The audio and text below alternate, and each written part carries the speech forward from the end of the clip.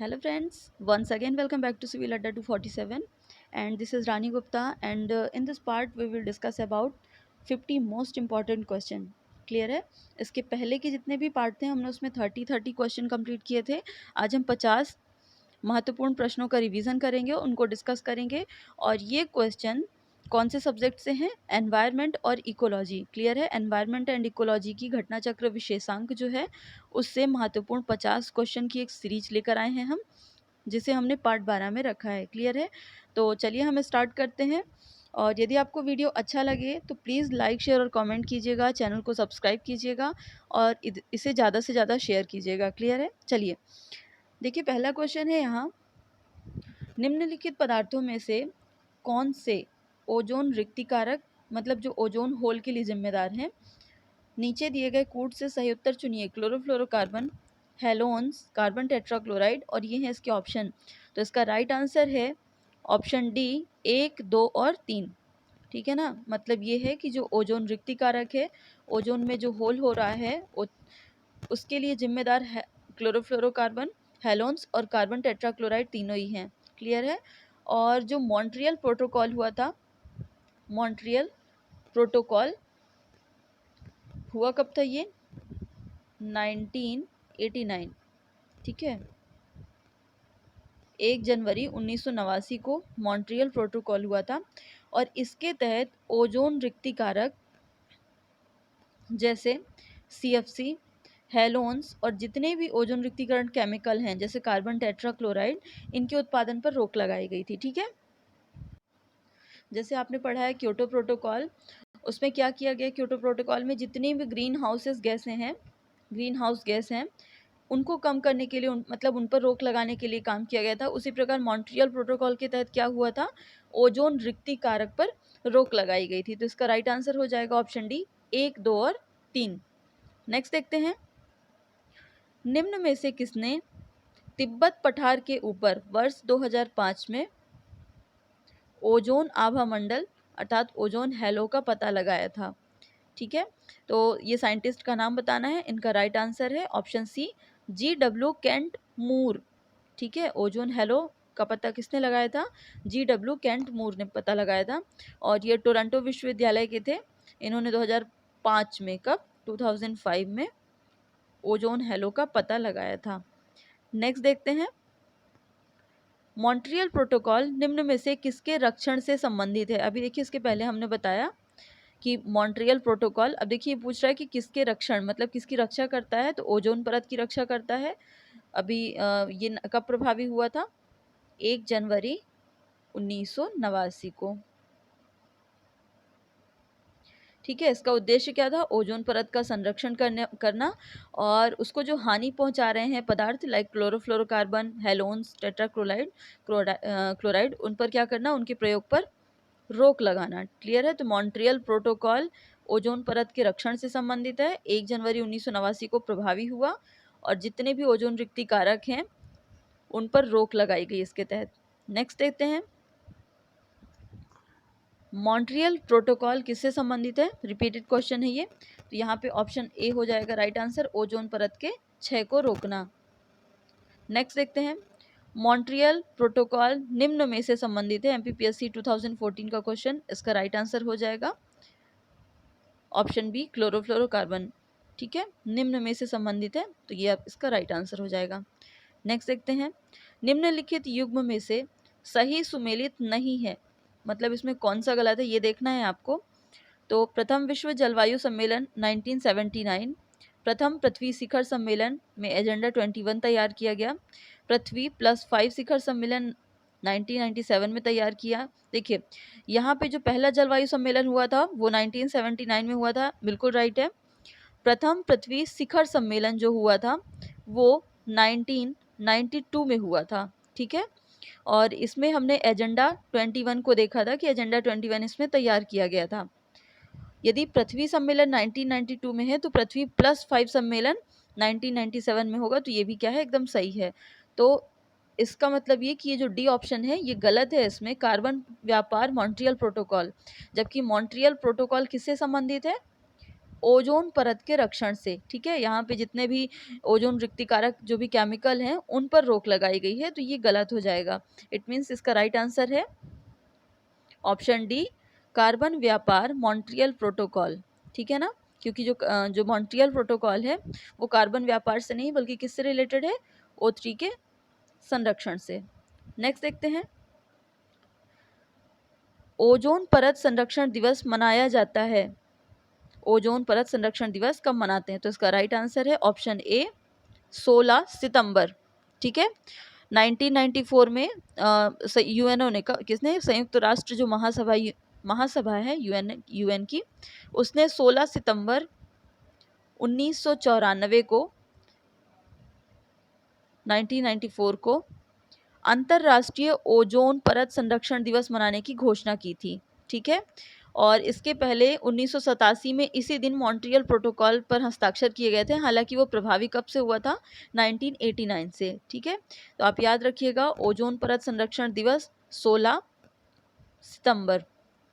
Right answer हो जाएगा option A. Next देखते हैं, ओजोन परत के संरक्षण का अंतर्राष्ट्रीय दिवस मनाया जाता है, तो सेम क्वेश्चन है, ऑप्शन बी इसका राइट आंसर है, ओजोन परत संरक्षण 16 सितंबर। नेक्स्ट देखते हैं, विश्व ओजोन दिवस मनाया जाता है, ऑप्शन ए इसका राइट आंसर 16 सितंबर। अंतर्राष्ट्रीय ओजोन दिवस, देखिए कितना इंपॉर्टेंट क्वेश्चन है कि बार बार ये हर एग्जाम में स्टेट पीसीएस में रिपीट हो रहा है, तो इसका राइट आंसर हो जाएगा ऑप्शन ए 16 सितंबर। निम्न में से कौन सा युग्म सुमेलित नहीं है, ओजोन, कार्बन, क्लोरोफ्लोरोकार्बन CFC, अम्ल वर्षा, नाइट्रिक एसिड, रॉकेट ईंधन, केरोसिन तेल, green house effect, carbon dioxide. तो इसका राइट आंसर है ऑप्शन बी, अम्ल वर्षा, नाइट्रिक एसिड। ठीक है, जो ओजोन को क्षरण करती है उसमें प्रमुख रूप से CFC, लेकिन अम्ल वर्षा के जो कारण हैं वो सल्फर डाइऑक्साइड और नाइट्रोजन के ऑक्साइड हैं, नाइट्रिक ऑक्साइड नहीं है। वहाँ पे क्या है, नाइट्रोजन के ऑक्साइड है और सल्फर डाइऑक्साइड है, ये अम्ल वर्षा के लिए जिम्मेदार होते हैं, ना कि नाइट्रिक ऑक्साइड। क्लियर है, तो इसका राइट आंसर हो जाएगा अम्ल वर्षा। नेक्स्ट देखते हैं, निम्नलिखित में से कौन सा एक ओजोन का अपक्षय करने वाले पदार्थों के प्रयोग पर नियंत्रण करने और उन्हें चरणबद्ध रूप में प्रयोग बाह्य करने, फेजिंग आउट के मुद्दे से संबंधित है। ऑप्शन ब्रेटन वुड सम्मेलन, मॉन्ट्रियल प्रोटोकॉल, क्योटो प्रोटोकॉल और नागोया प्रोटोकॉल। देखिए यहाँ पे ओजोन को अवक्षरण करने वाले पदार्थों, जो मैंने अभी इसके पहले स्लाइड में बताया था कि जो हमारी O3 है उसके रिक्ति कारक के रूप में जो काम कर रहे हैं, उन पर रोक लगाने के लिए कौन से प्रोटोकॉल में उन्हें अपनाया गया था। ठीक है, उन्हें बाहर करने के लिए, तो अभी आपने देखा मॉन्ट्रियल प्रोटोकॉल में। क्लियर है, तो मॉन्ट्रियल प्रोटोकॉल ऑप्शन बी इसका राइट आंसर हो जाएगा। और जो मॉन्ट्रियल प्रोटोकॉल है वो 16 सितंबर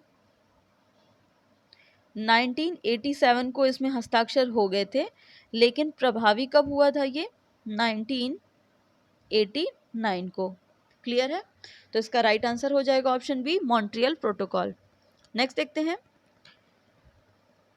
सूर्य से आने वाला हानिकारक पराबैंगनी विकिरण अल्ट्रावायलेट कारण हो सकता है, ऑप्शन यकृत कैंसर का, मस्तिष्क कैंसर का, मुखीय कैंसर का या त्वचा कैंसर का।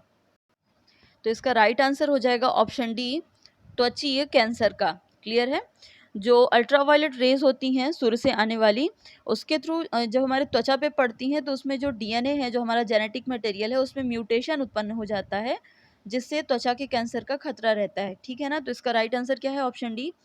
एक और बात, जो अल्ट्रा वायलेट जो किरणें होती हैं वो 3 प्रकार की होती हैं, UVA, UVB और UVC। कभी पूछ ले कि निम्नलिखित में से कौन सी किरणें सबसे ज़्यादा घातक हैं शरीर के लिए, तो UVC अल्ट्रा वायलेट सी जो किरणें हैं वो सबसे ज़्यादा घातक होती हैं, लेकिन ये पृथ्वी तक नहीं पहुंच पाती। ठीक है, और अल्ट्रा वायलेट ए और अल्ट्रा वायलेट बी से क्या होता है, त्वचा में जाने से उनमें कैंसर उत्पन्न होता है। क्लियर है, तो इसका राइट आंसर हो जाएगा ऑप्शन डी। नेक्स्ट देखते हैं, वैज्ञानिकों की निम्न टीमों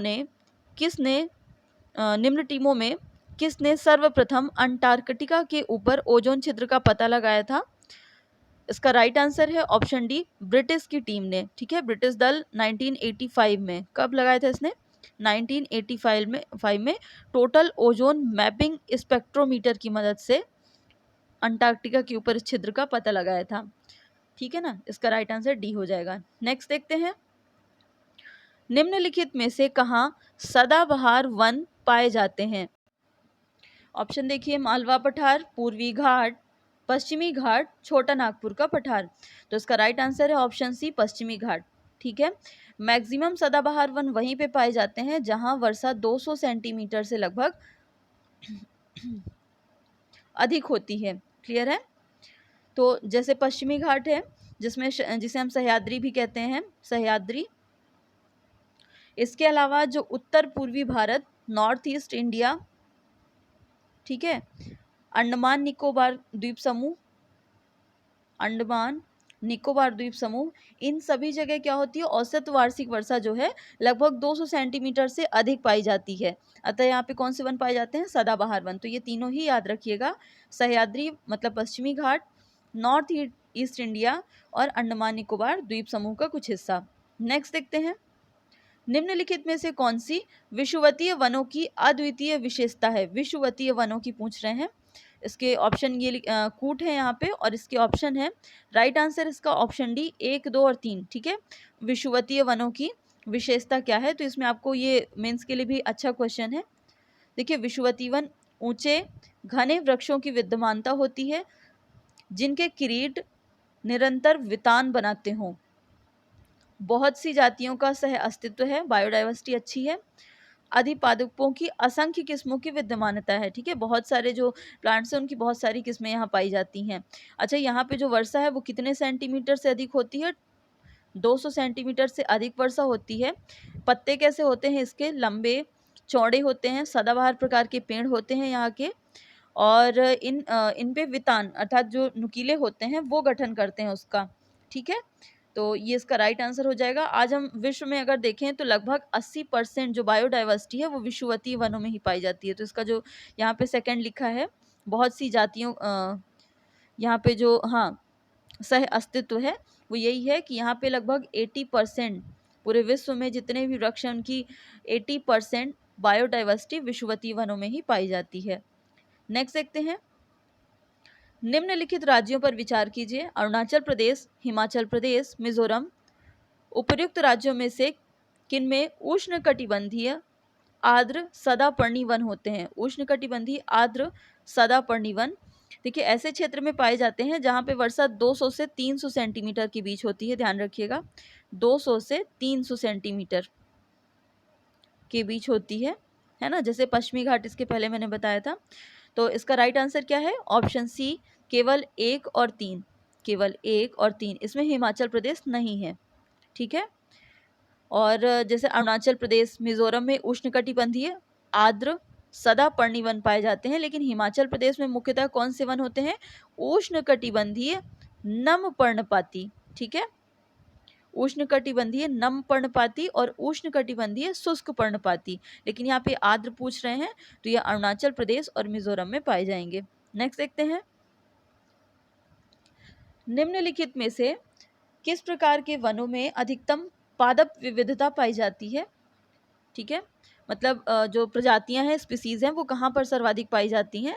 ऑप्शन है उष्णकटिबंधीय आर्द्र पतझड़ वन, उपोष्णकटिबंधीय पर्वतीय वन, शीतोष्ण आर्द्र वन और उष्णकटिबंधीय सदाबहार वन। तो इसका राइट आंसर है ऑप्शन डी, उष्णकटिबंधीय सदाबहार वन। यहाँ पे अधिक जो वन की प्रजातियां हैं, स्पीसीज हैं पादपों की, वो पाई जाती हैं।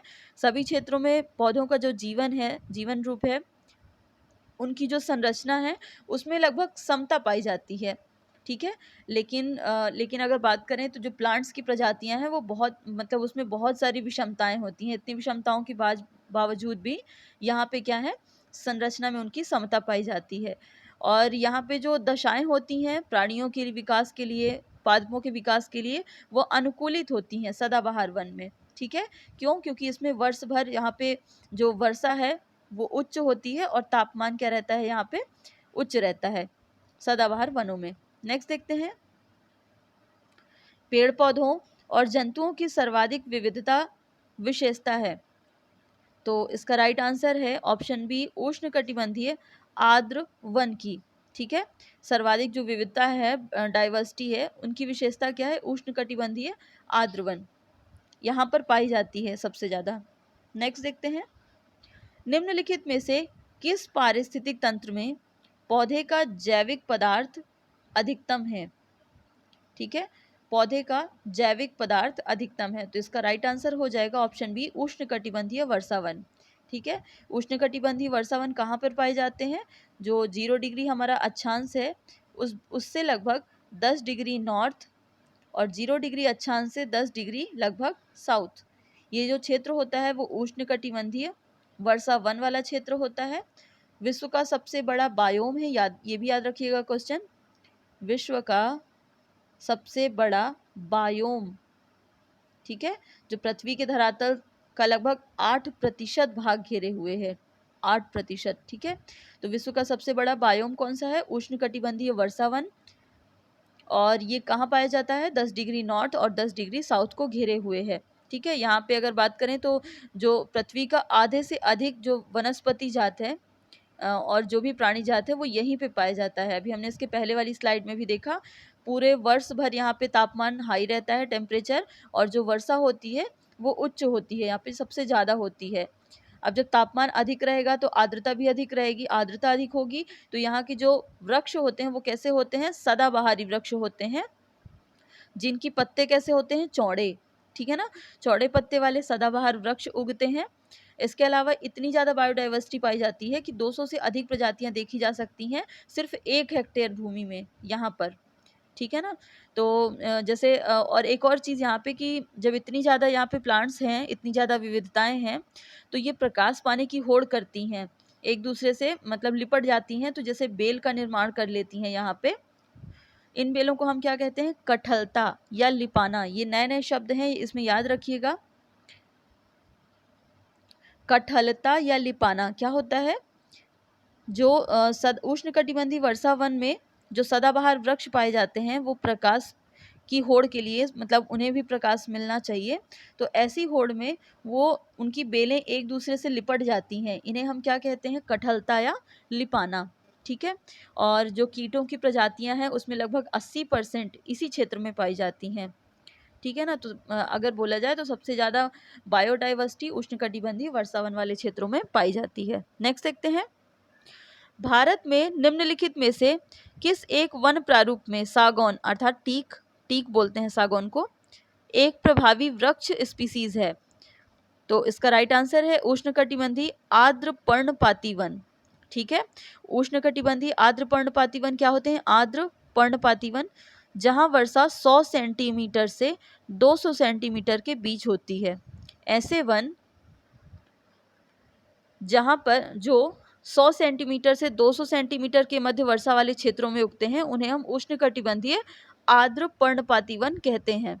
ठीक है ना, इन वनों में जो सागौन है उसकी उस प्रजाति की अधिकता होती है। इसके अलावा बांस, शीशम, चंदन और जितने भी हम मतलब कमर्शियल रूप से इनका यूज़ करते हैं, ऐसी लकड़ियां हमें इन्हीं क्षेत्रों में पाई जाती हैं। ठीक है, नेक्स्ट देखते हैं, भारत में मैंग्रोव, जिसे हम ज्वारीय वन भी कहते हैं, वनस्पति मुख्यतः पाई जाती है।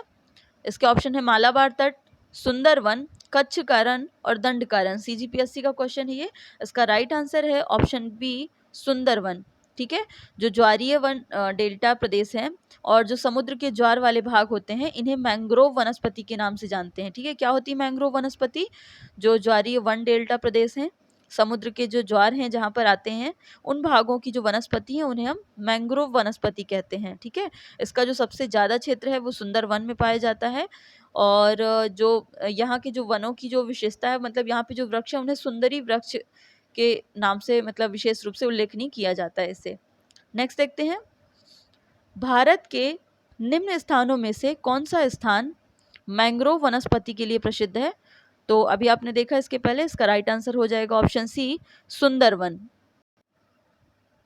नेक्स्ट देखते हैं, निम्नलिखित में से कहां पर एक संरक्षित कच्छ वनस्पति क्षेत्र है ऑप्शन है पूर्वी घाट, पश्चिमी घाट, गोवा या चंद्रताल। ठीक है, तो इसका राइट आंसर है ऑप्शन सी गोवा। ध्यान रखिएगा, कच्छ वनस्पति क्षेत्र, गोवा का चोराव द्वीप, ये भी आप याद रखिएगा, CHORAO आइसलैंड। ठीक है, चोराव आइसलैंड कहाँ पर है? गोवा में है, और ये पूरी तरह से संरक्षित है किसके लिए? कच्छ वनस्पति क्षेत्र के रूप में। तो इसका राइट आंसर है option C Goa, Chorao island. Next देखते हैं,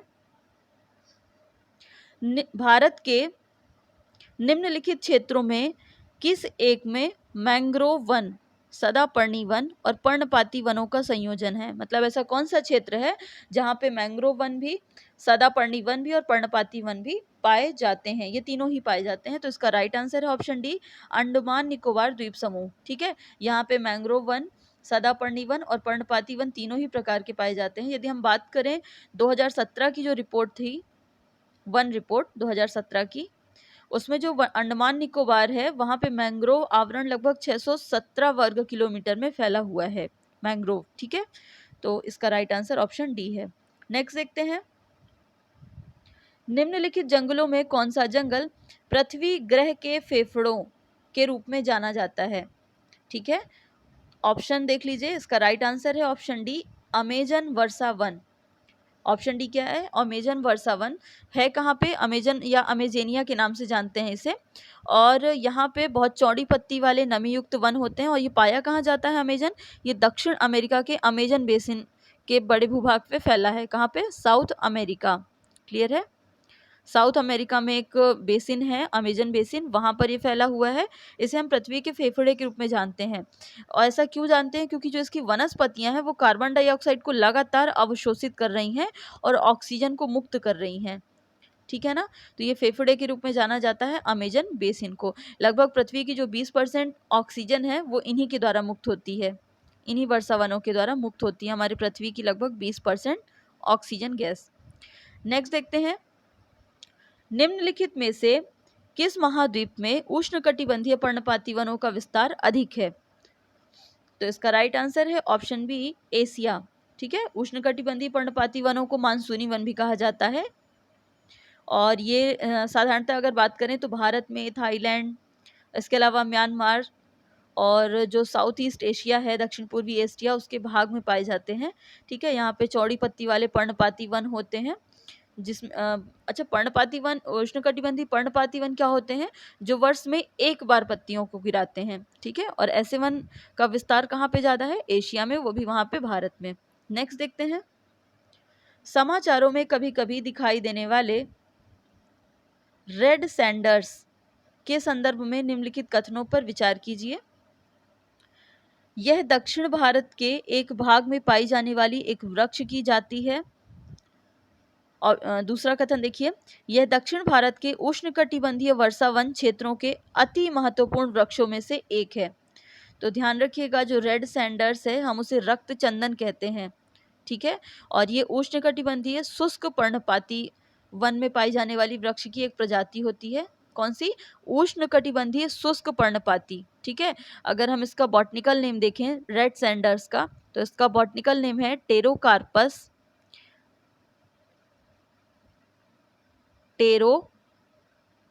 टेरोकार्पस सेंटेलिनस। ठीक है, टेरोकार्पस सेंटेलिनस।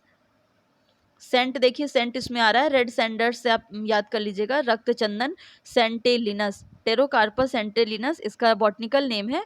और ये जो बात करें इसकी, तो जो भारत के उष्णकटिबंधीय शुष्क पर्णपाती वन है वहाँ पर पाई जाने वाली एक वृक्ष की प्रजाति है। तो इसका राइट आंसर ऑप्शन ए हो जाएगा, केवल एक। ठीक है, दक्षिण भारत में तो पाई जाती है, लेकिन ये कैसी है? वृक्ष की एक प्रजाति होती है। और ये जो पेड़ है सबसे ज़्यादा भारत में कहाँ पे पाया जाता है? तो आंध्र प्रदेश का जो पालकोंडा है, इसके अलावा जो शेषाचलम पर्वत श्रेणी सुना होगा आपने आंध्र प्रदेश में, पालकोंडा और शेषाचलम, ये दोनों ही कहाँ पर्वत श्रेणियाँ हैं? आंध्र प्रदेश में यहाँ पर पाए जाते हैं रेड सैंडर्स। क्लियर है, तो इसका राइट आंसर क्या हो जाएगा? Option A. नेक्स्ट देखते हैं, भारत के निम्नलिखित पारिस्थितिक क्षेत्रों में से कौन सा सही सुमेलित नहीं है?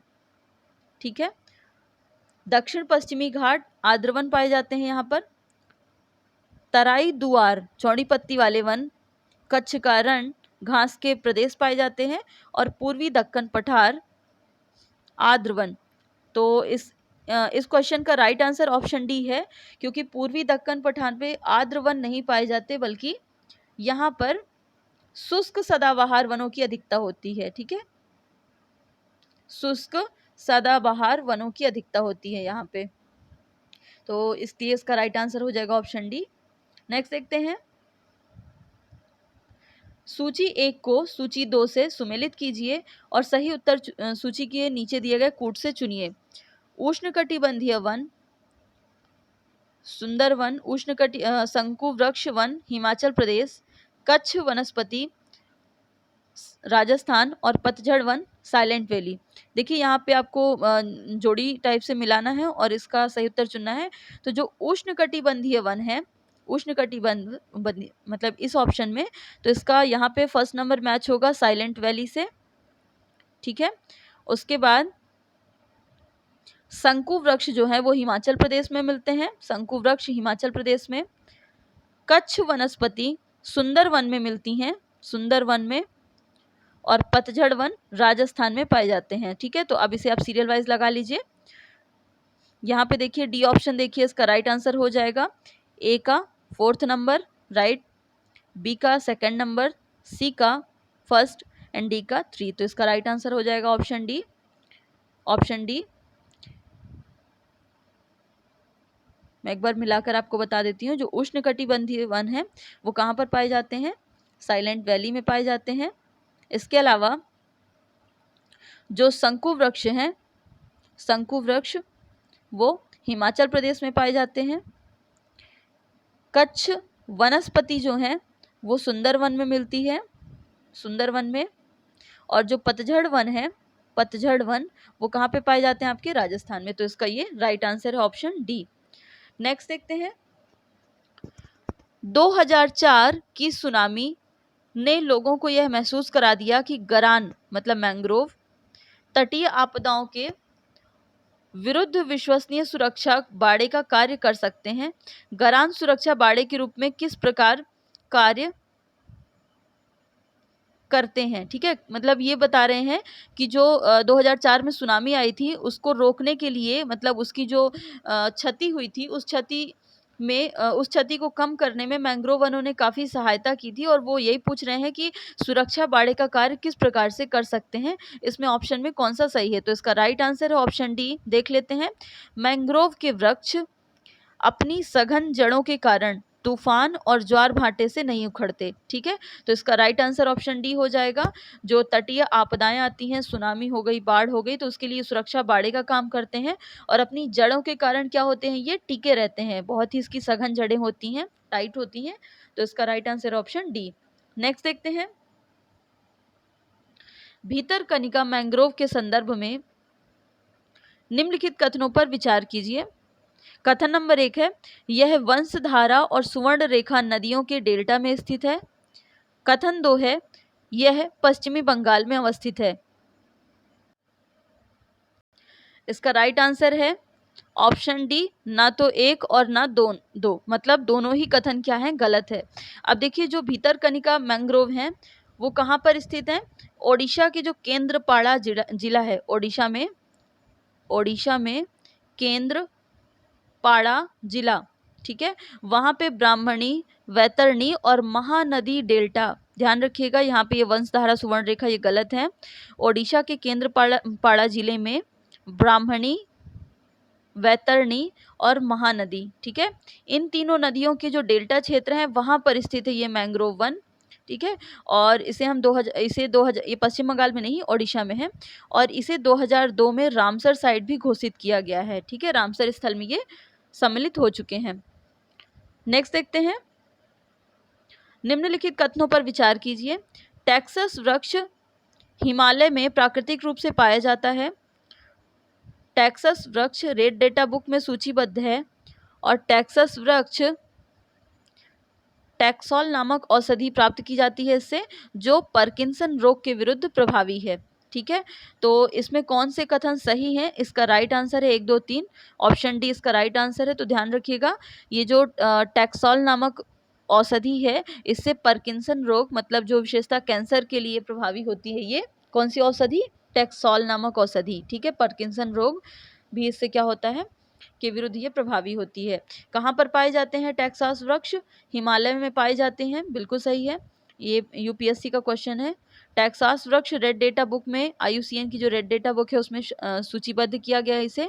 और टैक्सास से ही टैक्सोल नामक औषधि कैंसर और पार्किंसन रोग की प्रभाव के लिए उपयोग की जाती है। नेक्स्ट देखते हैं, यदि आप हिमालय से होकर यात्रा करते हैं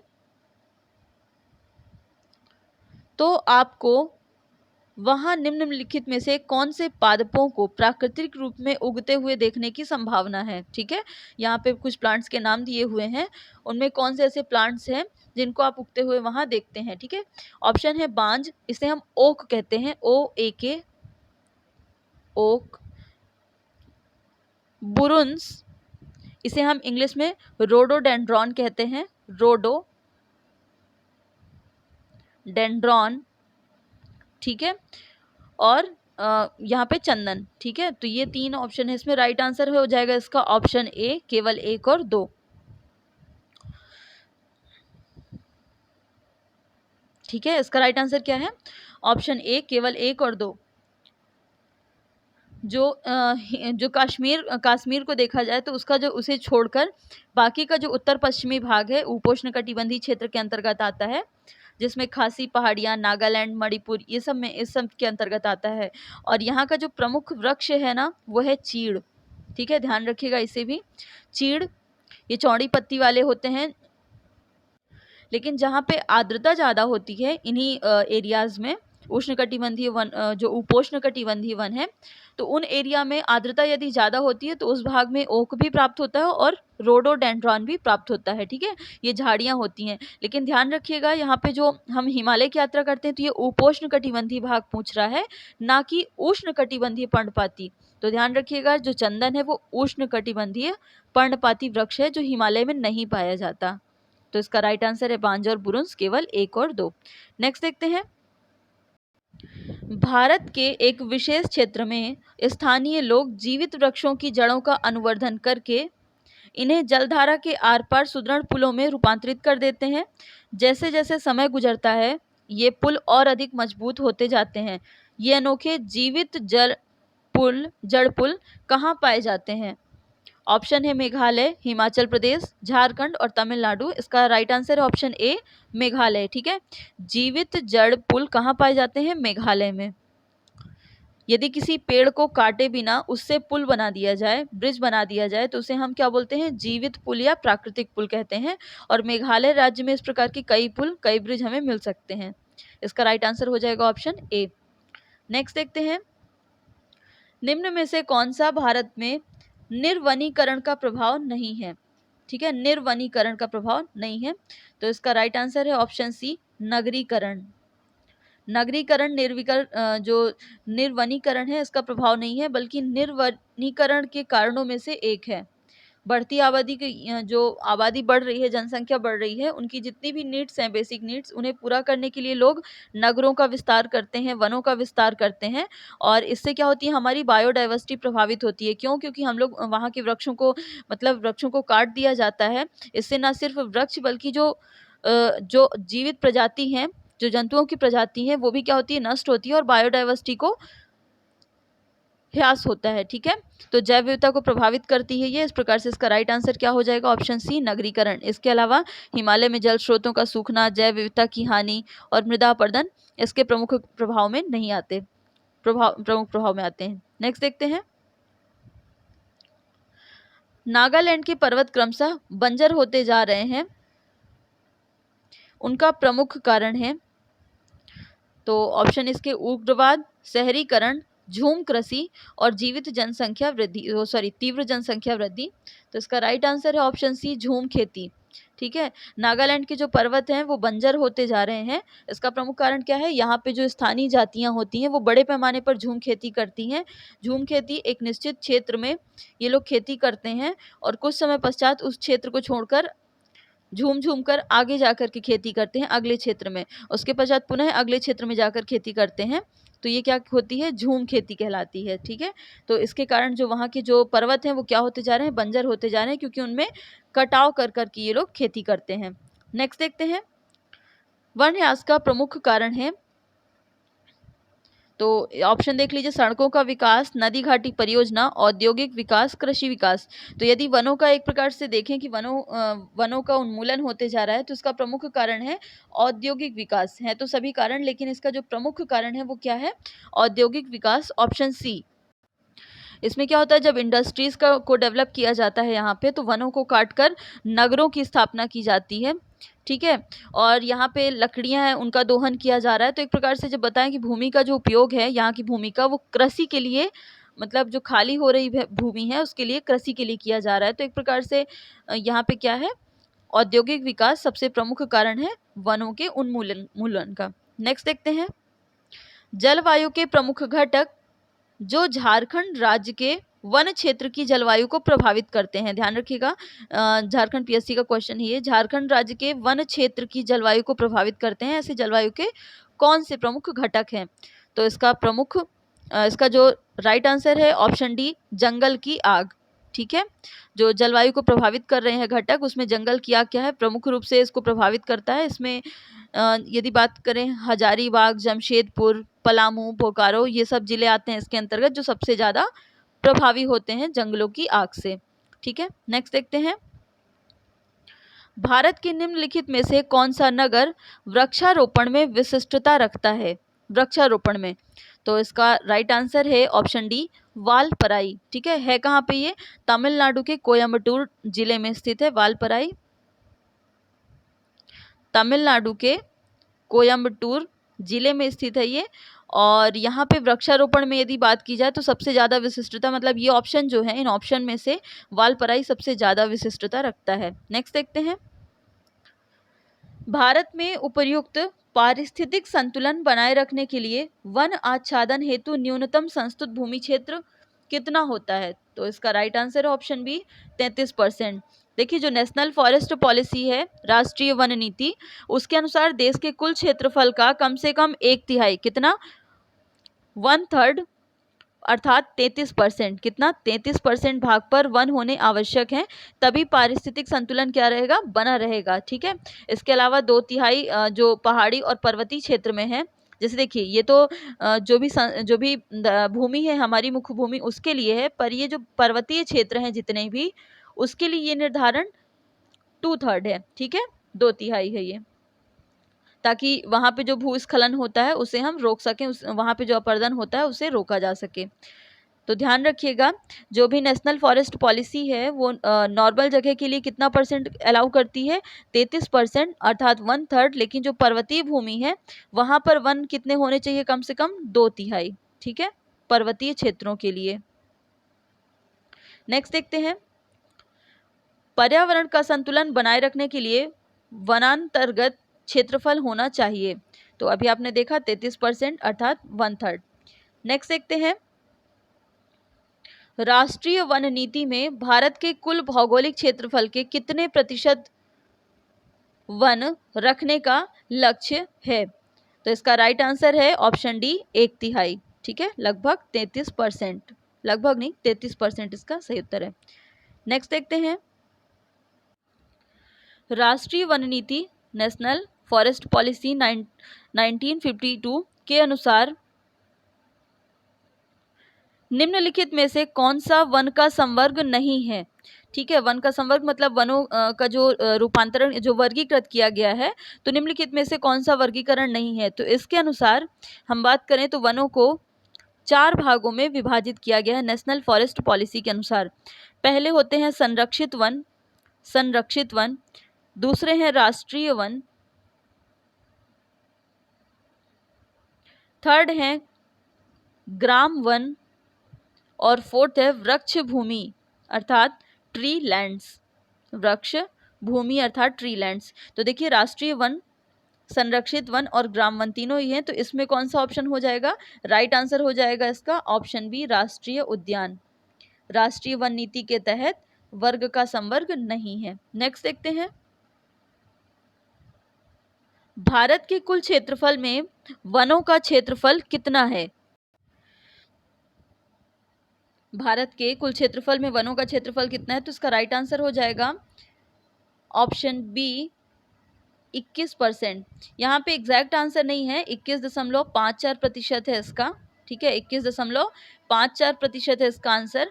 जो 2017 की रिपोर्ट आई थी, भारत वन रिपोर्ट आई थी, उसके अनुसार भारत में लगभग 21.54%, भारत के कुल 21.54%, अर्थात लगभग हम बात करें तो 7,08,273, ठीक है, किलोमीटर, वर्ग किलोमीटर, 7,08,273 वर्ग किलोमीटर एरिया में क्या है? वृक्ष का विस्तार है, वृक्षों का विस्तार है। ठीक है, और जो हमारा भारतीय वन सर्वेक्षण विभाग है वो कहाँ पर स्थित है?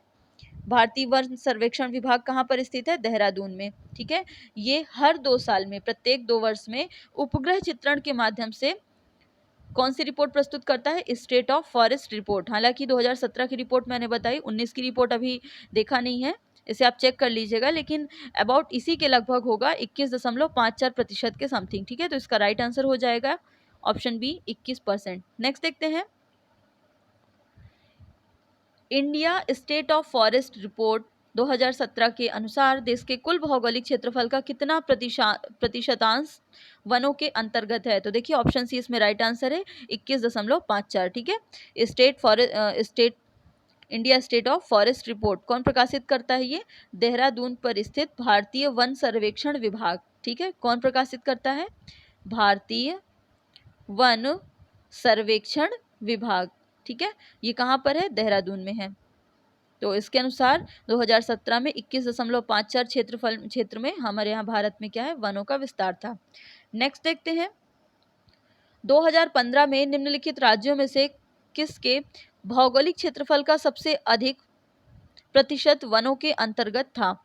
ठीक है, 2015 की बात करें तो इसका राइट आंसर है ऑप्शन बी मिजोरम। ठीक है, और जो मिजोरम है वहाँ पर लगभग 88.93, मतलब लगभग 89% जो है संपूर्ण जो राज्य है वहाँ पे लगभग इतने प्रतिशत में वहाँ पे अकेले क्या थे? वन थे। ठीक है, लेकिन अरुणाचल प्रदेश में 80 था, इसके अलावा जो नागालैंड है वहाँ पे 78 था, और मेघालय वहाँ पे 76 था। तो इसका राइट आंसर हो जाएगा ऑप्शन डी मिजोरम। नेक्स्ट देखते हैं, पर्यावरण मंत्रालय द्वारा जारी किए गए Indian state of forest report 2015, यहाँ पे 15 की रिपोर्ट है, नॉट सो इम्पॉर्टेंट, फिर भी देख लीजिए। 2015 के अनुसार भारत के पूरे भौगोलिक क्षेत्रफल का कितना प्रतिशत क्षेत्र वनों और पेड़ों से आच्छादित है? तो 2015 के अनुसार ये 24.16% आच्छादित था। ठीक है, लेकिन 2017 में ये कितना आ गया है? 21.54%। तो वनों की कटाई के कारण ये परसेंटेज धीरे धीरे क्या हो रहा है? कम हो रहा है। 2019 का चेक करेंगे डेटा, उसमें कितना है, तो आप इसका अंतर इजीली कर पाएंगे। नेक्स्ट देखते हैं, India state of forest report 2017 के अनुसार देश के कुल भौगोलिक क्षेत्रफल का कितना प्रतिशत वनों का आच्छादन है? अब देखिए 2017 में पूछा है, तो अभी आपने देखा, इसका राइट आंसर हो जाएगा ऑप्शन बी 21.54%। ठीक है, नेक्स्ट देखते हैं, फरवरी 2018 में जारी वनों की स्थिति रिपोर्ट के अनुसार भारत का कितना % भाग वन क्षेत्र के अंतर्गत आता है? तो यहाँ पे ऑप्शन देखिए 23%, 23.40%, 24% और 24.40%। ऑप्शन ई है, इसमें से कोई नहीं। देखिए बिहार पीएससी का क्वेश्चन है, इन्होंने क्वेश्चन को टर्न कर दिया। देखिए इसका राइट आंसर हो जाएगा ऑप्शन ई, उपयुक्त में से कोई नहीं, क्योंकि 2018 में जो जारी हुई थी वो 2017 की रिपोर्ट थी, और इसके अनुसार हमारे यहाँ भारत में कितना था? 21.54%। क्लियर है, और इन चारों ऑप्शन में ही वो नहीं है। ठीक है, नेक्स्ट देखते हैं, भारतवर्ष का कितना भूभाग जंगल है? तो इसका राइट आंसर है ऑप्शन बी 22.7%। ठीक है, यदि हम बात करें, ये जंगल की बात कर रहे हैं, तो 2017 की रिपोर्ट में भारत का जो जितना क्षेत्रफल है उसका लगभग 21.54% पर टोटल वन है, और वहाँ पे जो 2.85% है वहाँ पे वृक्षावरण है। ठीक है, तो उसके आसपास का जो विकल्प होगा वो कौन सा हो जाएगा? 22.7%। क्लियर है, तो ये आज के वीडियो का लास्ट क्वेश्चन था। और यदि आपको वीडियो अच्छा लगा है तो प्लीज़ लाइक, शेयर और कमेंट कीजिएगा, सब्सक्राइब कीजिएगा चैनल को, अधिक से अधिक शेयर कीजिएगा। हम जल्दी ही नए वीडियो के साथ आएंगे, तो मिलते हैं नए वीडियो के साथ। तब तक के लिए थैंक यू। जय हिंद।